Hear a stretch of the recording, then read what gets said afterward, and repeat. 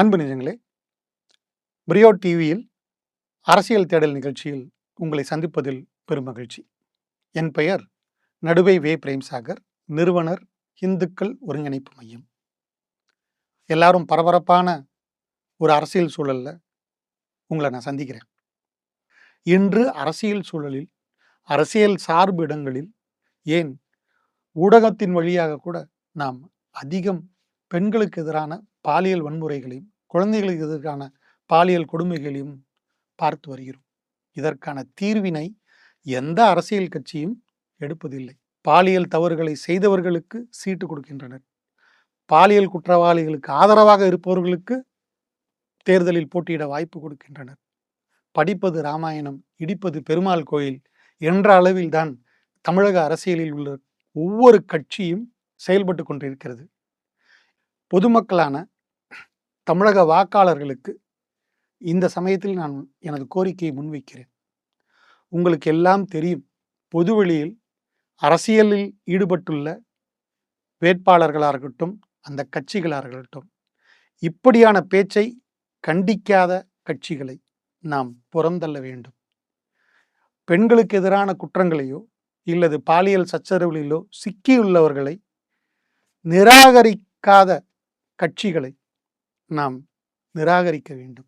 ஏனென்றால் கிராமத்தில் சொல்லக்கூடிய சொலவடை போல் ஆட்டை கடித்து மாட்டை கடித்து மனிதனை கடத்தி விடுவார்கள் என்பது போல், நாளைக்கு உங்கள் வீட்டு பெண்ணாக இருக்கட்டும், என் வீட்டு பெண்ணாக இருக்கட்டும், அவர்களுக்கு உண்டான அச்சமற்ற வாழ்வை தருவதற்கு நமக்கு இருக்கக்கூடியது இந்த அரசு நிர்வாகமும் அரசியல் நிர்வாகமும் தான்.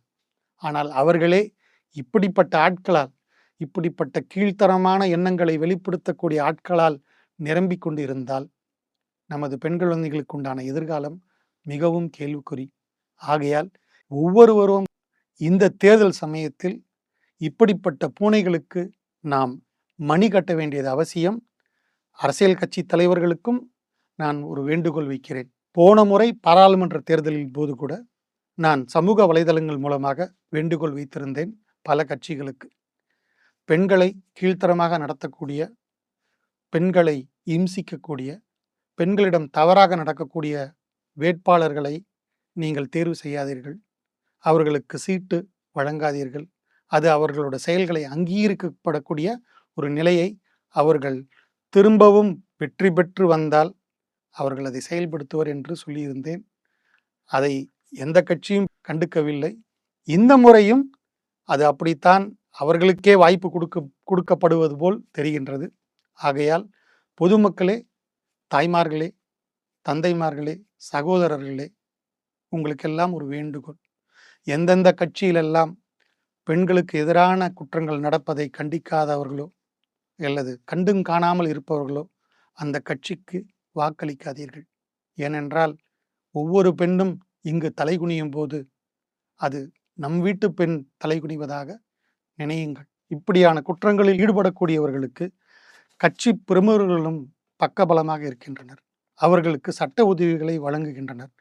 இப்படிப்பட்ட நபர்கள் நாளை அரசியல் பதவிகளுக்கு வந்தால் என்ன நடக்கும் என்பதைத்தான் இதுகாரும் நாம் பார்த்து கொண்டிருக்கிறோம். இந்த தேர்தலில் பெண்களுக்கு எதிரான குற்றத்தில் ஈடுபடுவோர், அப்படிப்பட்ட குற்றவாளிகளுக்கு உதவுவோர், அவர்களுக்கான உதவிகளை செய்வோர் அனைவரையும் நாம் நிராகரிக்க வேண்டும். அரசியல் தலைவர்களுக்கு ஒரு வேண்டுகோள், தயவு செய்து இந்த முறை தேர்தலில் உங்கள் சார்பாக நிறுத்தப்படக்கூடிய வேட்பாளர்கள் பாலியல் குற்றங்களில் ஈடுபடுவோராக இல்லாமல் பார்த்து கொள்ளுங்கள்.